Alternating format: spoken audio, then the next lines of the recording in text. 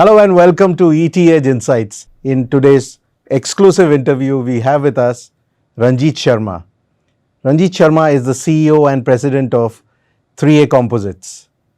He's going to share insights on the power of executive presence. So without further ado, let's talk to Ranjit Sharma.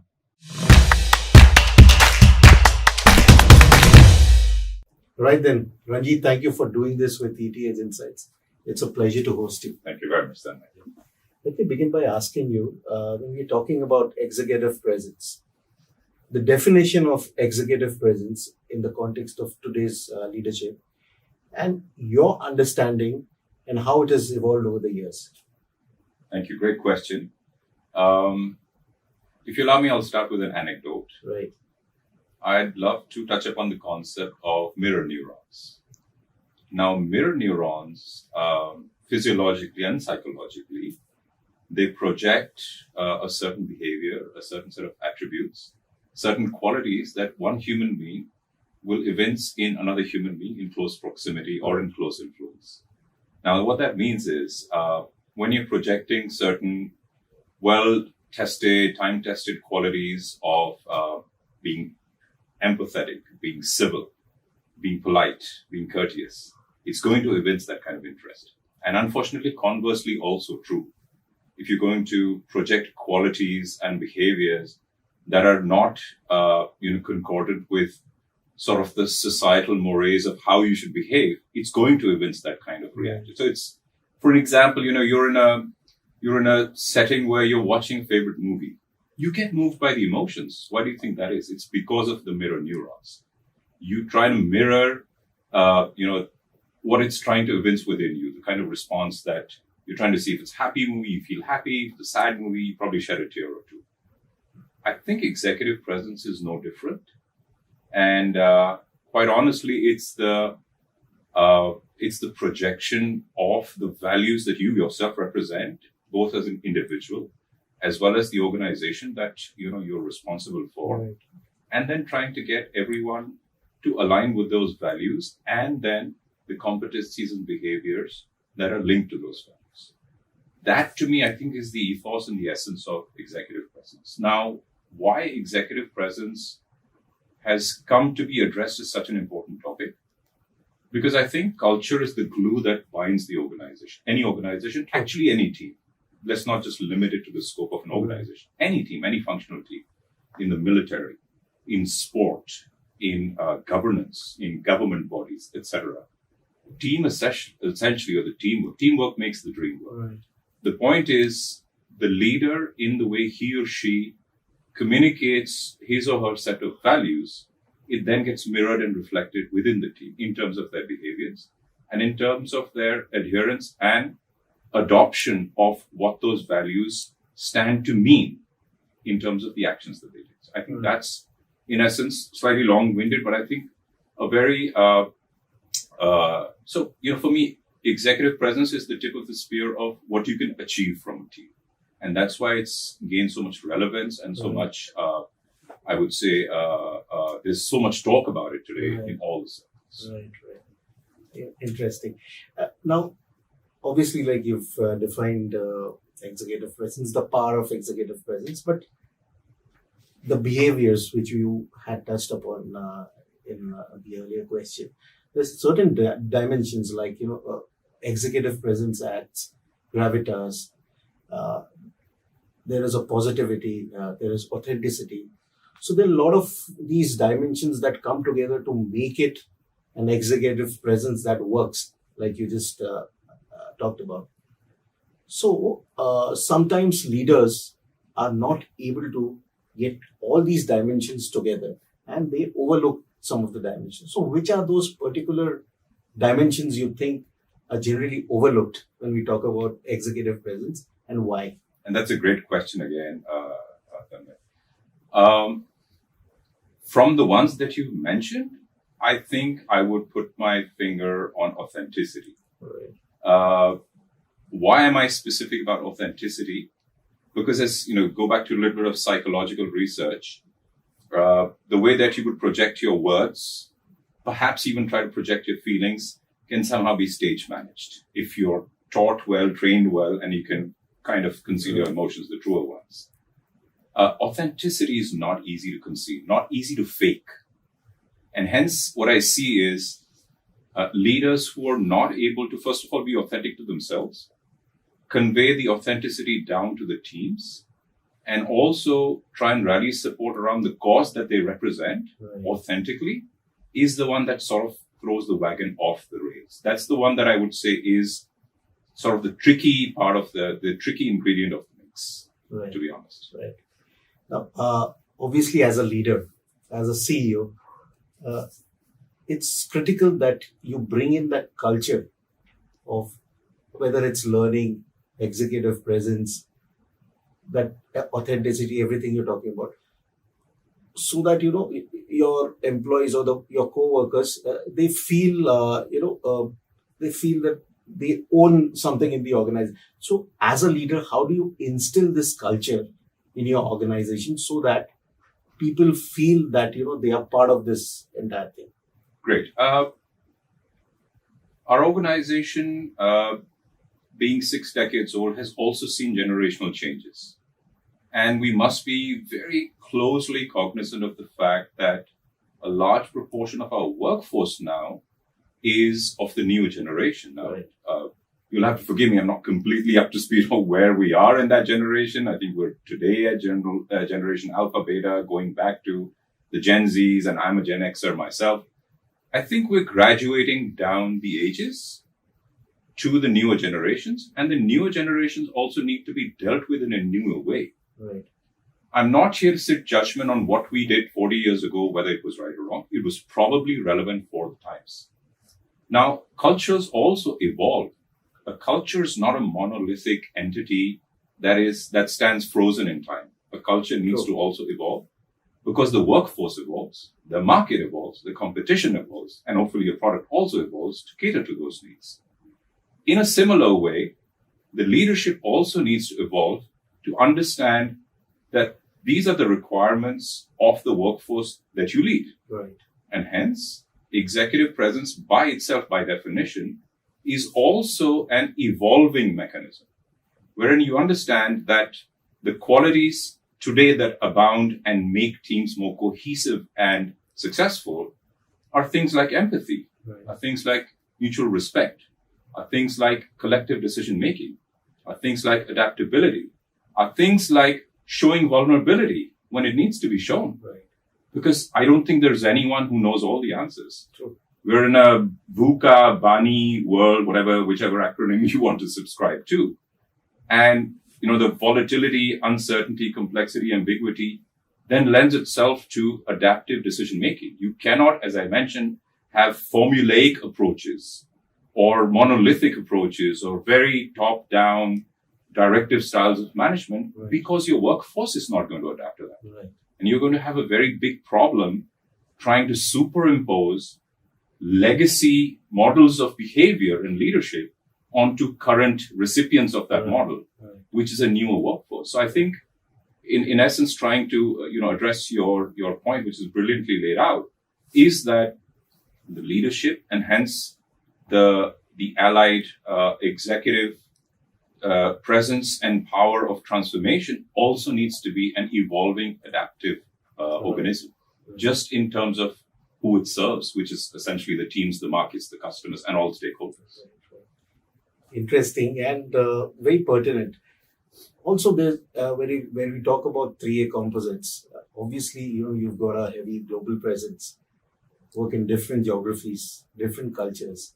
So how challenging is this? You've talked about adaptability to ensure that, like you said, everyone needs to, get into that groove. So how challenging is it? And as a leader, how do you ensure that, your message is seamless across geographies and across cultures? Very relevant, Tanmoy. Thank you. And, globalization, especially in view of the developments we've seen locally. I mean, this is not a political platform, but we've seen a lot of developments over the past weeks and months where there is somehow a reverse trend of protectionism, somehow the anti-globalization, sort of totem pole is being rattled.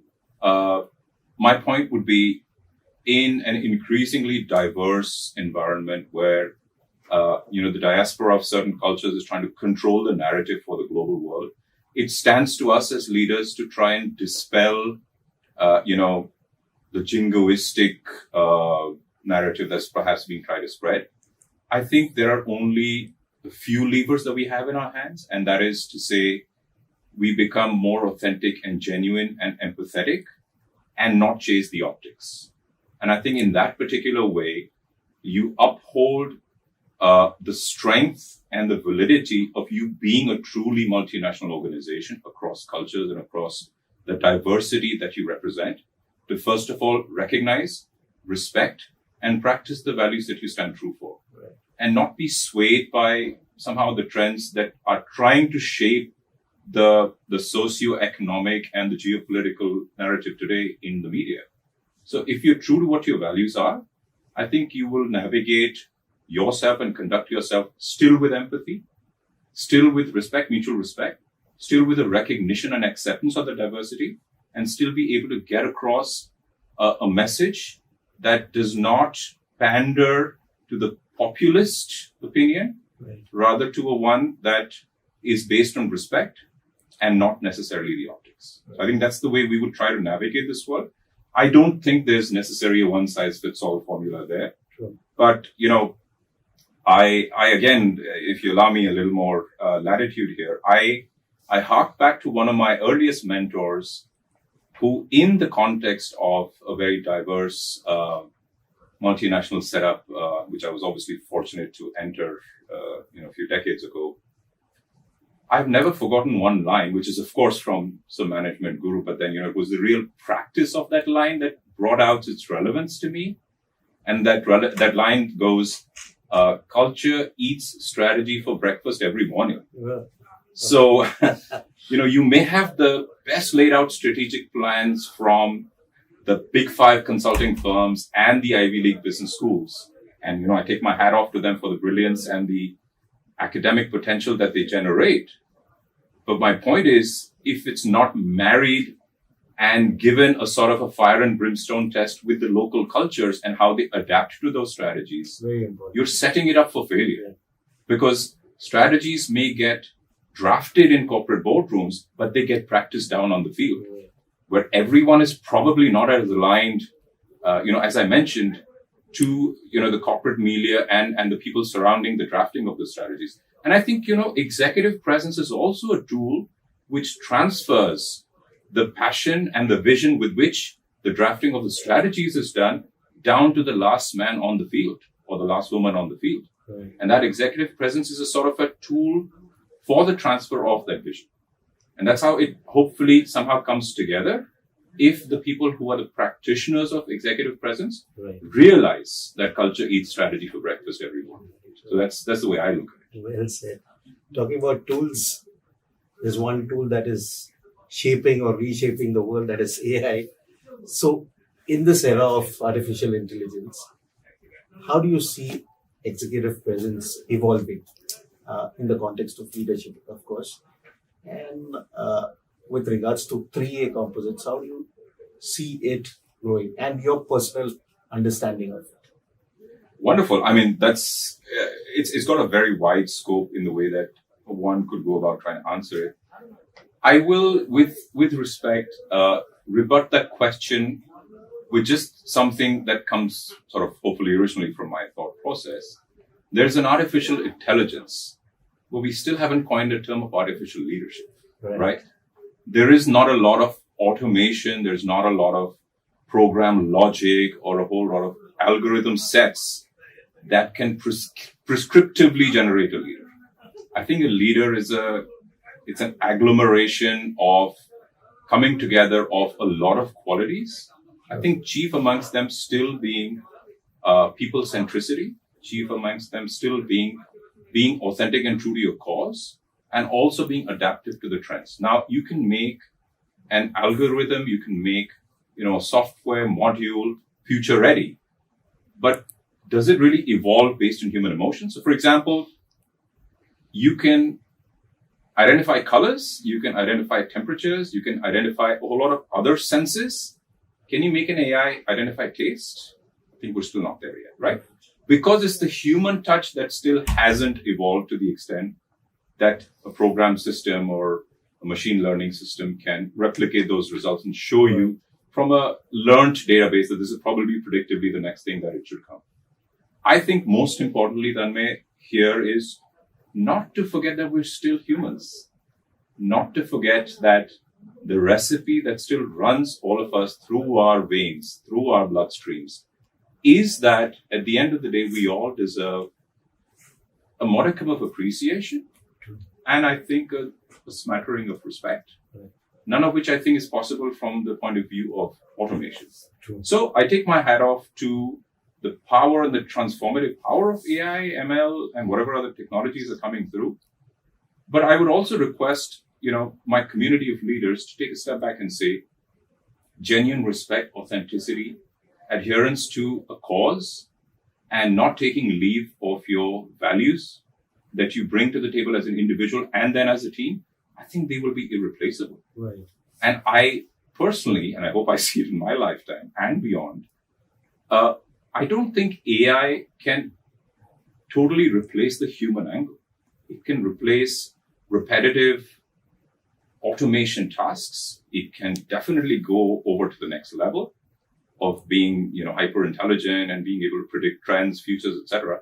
But I think the human fabric that binds us all as a society, where teamwork brings in, and where, as I mentioned, I'll come back to the executive presence part of it, where you can inspire behaviors and not through titles or authorities or, very strict, straitjacketed systems where people are supposed to obey everyone up the chain, but for people to work with more of a sense of trust and dependability on each other. I don't think those, the ether of those human touch and the human values is going away anytime soon. At least not in my lifetime, I sincerely hope, and not even before. Well said, Ranjit. As a leader, what are the kind of legacy you want to leave behind? And obviously, 5 years down the line, where do you see 3A composites going? Right. So I will answer that question with the value framework that we have. And I think this is extremely important to also underscore why it is rooted in sustainability and longevity, because we are decades old, we are a multinational organization, and we've survived quite a few business cycles. Value number one is a sense of entrepreneurship, where everyone is an equal part of the organization, and there's not necessarily a master-slave relationship in any of the functional setups. Everyone has a sense of ownership in the success of the organization and in the business results that we at the end of the day deliver. Value number two is focus. Every single day, if we're able to sift through the noise of the critical to the urgent to the important, and also then deploy the resources, the priority, and the actions, and the people behind these three, let's say, broad buckets. It's a sort of it's an ode to the medical fraternity, where they have medical triage, where they sort out the most critical cases and how do they allocate the resources behind it. So it's an adaptation from that particular medical world to say, do you have a critical task? Do you have an urgent task? Do you have an important task? If you're allocating all the resources to the important and the critical gets missed, you know what outcome you're heading towards. Right. So that's sort of being true to that, sense of triage that you must know, because you will have challenges and problems almost on a daily basis. Value number three, almost if you would look at it representationally as, a human being standing, is integrity, and integrity is sort of the backbone of the organization. I don't know too many organizations that have not been true to integrity and, stood the test of time for decades and centuries. So if you're not true to your values, if you're not true to your markets, your customers, and your stakeholders, I think you're not in it for the long run. You're in it for a sort of a wheeler-dealer role in the society that you serve. The next value is passion for success. And if you don't have passion for success, I think, as I mentioned, you're just paying lip service to the business that you're doing or the markets that you serve or the products that you sort of deal with. And unless it really comes down, deep down from within, and there's also a communication of that passion Yet again, taking your hat off to executive presence. How do you communicate the passion? Not necessarily in a hierarchical structure, but in a structure where people, as I mentioned, the mirror neurons absorb the qualities of the leader and of the set of leaders that there are, to say that I must be passionate about what I do for a living and for what I represent as a person and as a product. And last, but by no means the least, is people. Because at the end of the day, the people are the bedrock of the organization. You can build great products, but if you don't have great people, then the great products lose their eminence and they lose their relevance. So entrepreneurship, focus, integrity, passion for success in people, the core values that define how we go to market and represent ourselves as a brand. And for the long-term sustainability, as I mentioned, it again comes down to authenticity. Is there a tangible touch point with what you represent and who you are? Because the transference of that passion and of that commitment can seldom be done by machines. Because it's where the human remains the human. It's where the titles and the position and the authority and, the dominance has to take a backseat. It's about creating the pull rather than a push because you are in a position of authority. I think that's what makes you long-term sustainable. There are enough and more examples in the market of why some brands have stood the test of time, because there is a pull from the market. People have emotions attached with brands and with what they represent, and they want them to sustain and live through the business cycles. I'm very fortunate to represent one brand that does. And I'd love for us to understand that there is something critical about connecting with your audience at an emotional level and not only at an intellectual level. And I think that's a key recipient to being sustainable and long-term in your markets that you serve. Ranjit, wonderful insights. Thank you very much for taking the time out and sharing these wonderful wisdom with us. It's been a pleasure. It's a pleasure. Thank you very much. Thank you for your time. Thanks so much.